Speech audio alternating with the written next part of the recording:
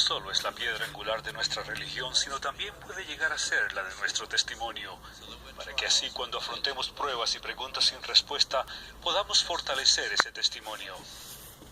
Este libro es la pesa en la balanza de la verdad que sobrepasa todas las pesas combinadas de los argumentos de los críticos. ¿Por qué? Porque si es verdad, entonces José Smith fue un profeta, y esta es la iglesia restaurada de Jesucristo, sin importar cualquier otro argumento que diga lo contrario. Los críticos tienen la determinación de refutar el libro de Mormón, pero los obstáculos a los que se enfrentan son inconmensurables, ya que este libro es verdadero. En primer lugar, ellos deben explicar cómo José Smith, un chico granjero de 23 años con educación académica limitada, creó un libro con cientos de nombres propios y lugares únicos, así como relatos y acontecimientos detallados. Muchos críticos proponen que era un genio creativo que se basó en muchos libros y otros recursos locales para crear el contenido histórico del libro de Mormón. Pero en contra de su afirmación, no hay un solo testigo que declare haber visto a José con estos supuestos recursos antes de que comenzara la traducción. Aunque este argumento fuera verdad, es insuficiente para explicar la existencia del libro de Mormón. También se debe contestar la siguiente pregunta: ¿cómo leyó José todos estos supuestos recursos? ¿Cómo separó lo irrelevante y cómo mantuvo los hechos en orden de quién estaba en qué lugar y cuándo? ¿Y cómo entonces los recitó perfectamente de memoria? Cuando José traducía no tenía ningún apunte en absoluto. De hecho, su esposa Emma recordó que él no tenía ningún manuscrito ni libro de cualquier donde pudiera leer. Si hubiera tenido algo así, no me lo habría podido ocultar. ¿Cómo entonces llevó a cabo José Smith la increíble hazaña de dictar un libro de más de 500 páginas sin ningún apunte? Para hacerlo no solo tuvo que ser un genio creativo, sino también tener una memoria fotográfica de proporciones prodigiosas. Pero si eso es verdad, ¿por qué sus críticos no resaltan ese talento maravilloso? Esos argumentos solamente explican el contenido histórico del libro, pero los temas reales siguen en pie. ¿Cómo produjo José un libro del que irradia el espíritu y de dónde sacó doctrina tan profunda, mucha de la cual aclara o contradice las creencias cristianas del tiempo? Por ejemplo, el libro de Mormón enseña, contrario a la mayoría de las creencias cristianas, que la caída de Adán era un paso positivo hacia adelante. Revela los convenios que se hacen durante el bautismo, lo cual la Biblia no menciona. Además, uno se puede preguntar dónde encontró José la poderosa idea de que debido a la expiación de Cristo, Él no solo puede limpiarnos, sino también perfeccionarnos.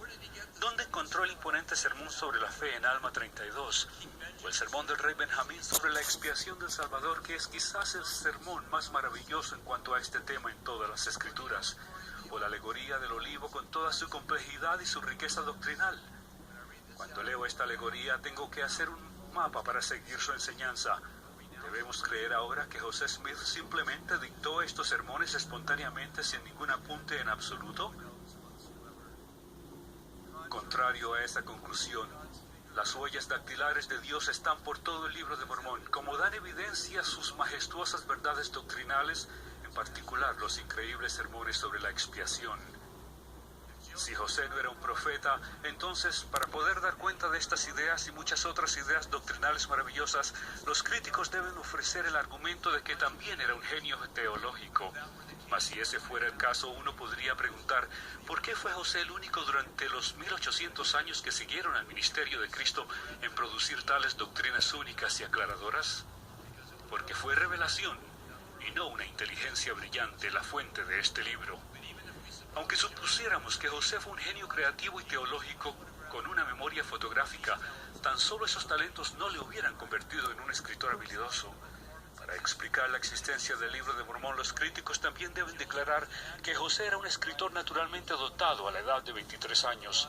De otro modo, ¿cómo podía haber entretejido tantos nombres, lugares y acontecimientos en un todo armonioso sin inconsistencias? ¿Cómo escribió estrategias de guerra? ¿Cómo compuso sermones elocuentes? ¿Y cómo llegó a frases que millones de personas subrayan, memorizan y citan?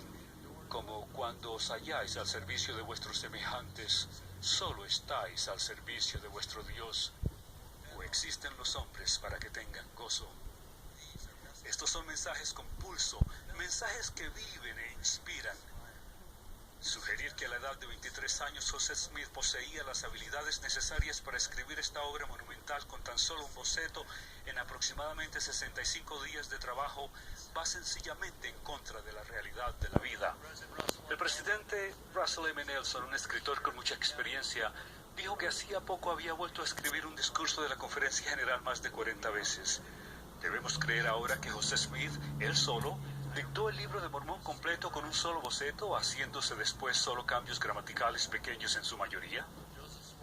Emma, la esposa de José, confirmó la imposibilidad de tal tarea. José Smith, de joven, no era capaz de escribir ni dictar una carta coherente y bien formulada, ni mucho menos un libro como el Libro de Mormón. Y por último, aunque uno acepte todos los argumentos anteriores, por muy dudosos que puedan ser, los críticos siguen enfrentándose a un obstáculo inminente. José declaró que el Libro de Mormón estaba escrito sobre planchas de oro. Esta declaración recibió muchas críticas en sus días, puesto que todo el mundo sabía que los relatos antiguos estaban escritos sobre papiros o pergaminos, hasta años más tarde, cuando se descubrieron planchas de metal con escritos antiguos. Además, los críticos afirman que el uso de cemento, como se describe en el Libro de Mormón, iba más allá de las habilidades técnicas de los primeros americanos, hasta que se encontraron estructuras de cemento en la antigua América. ¿Cómo explican los críticos ahora estos descubrimientos y otros similares? José debía haber sido también un adivino con muchísima suerte. De alguna manera, a pesar de todo lo que tenía en su contra todo el conocimiento científico y académico existente, adivinó lo cierto cuando todos los demás estaban equivocados. Después de todo esto, uno se podría preguntar cómo alguien podría creer en todos estos supuestos factores y fuerzas como proponen los críticos. Se combinarán fortuitamente de tal manera que permitieran que José escribiera el Libro de Mormón y así fomentara un engaño satánico. ¿Pero qué sentido tiene eso? En directa oposición a tal afirmación, este libro ha inspirado a millones de personas a rechazar a Satanás y a vivir de manera más cristiana.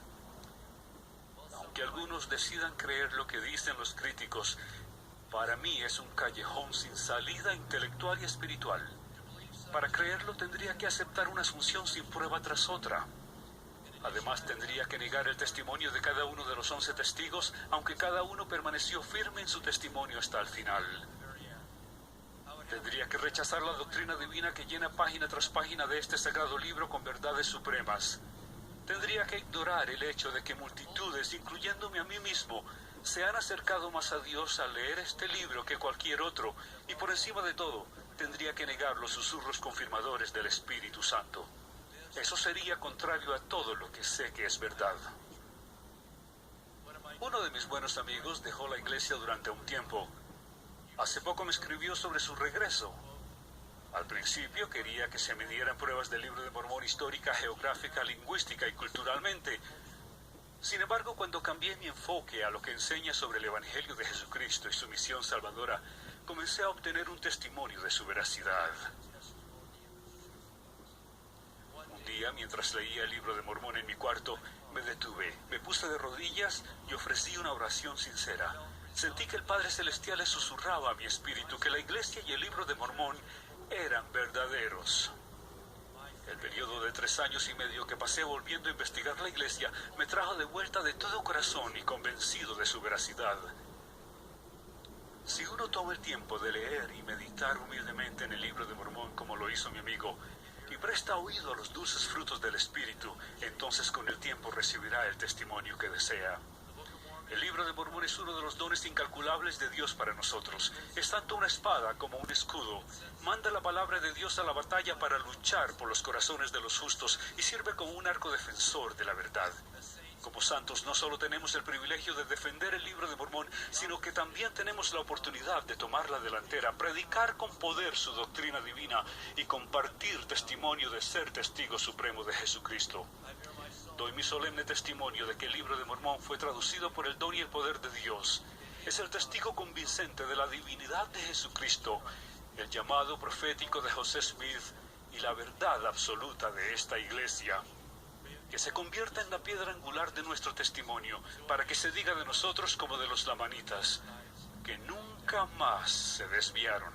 En el nombre de Jesucristo, amén.